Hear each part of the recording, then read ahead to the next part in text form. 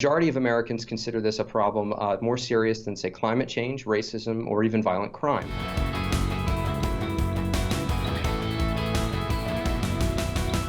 Hi, I'm Scott Leadingham. Thanks for joining us here in the unique Northwest. Do you know what fake news is? Well, you hear the term a lot, but do you really understand what it is and what the implications are?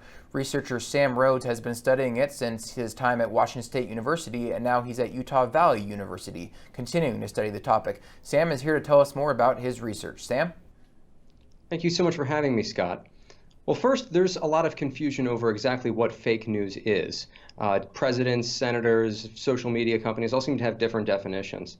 But I would argue that fake news is something which has all the trappings of real news. It appears like a real journalism website with a stock ticker and a weather ticker and a logo, but it is in fact fabricated information, often used to advance a certain political viewpoint. Majority of Americans consider this a problem more serious than, say, climate change, racism, or even violent crime. As this problem has grown, social media companies have also adapted themselves, originally being dismissive, as was the case with Facebook after the 2016 election, and they have grown more aware of the problem and are actively funding and participating in research to try and solve the problem of fake news and bogus information on their websites. The problem is that most social media is the avenue by which people are exposed to fake news. We find that social media is now more popular as a news source than traditional sources such as radio or television.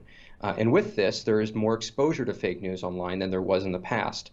So while the social media companies and the public seems to be more aware of this, the avenues for exposure are still there and they're still prevalent in society. Sam Rhodes, thank you so much for joining us today. And for more election news through the 2020 election cycle, come to our website, nwpb.org. Thank you for joining us here in the unique Northwest.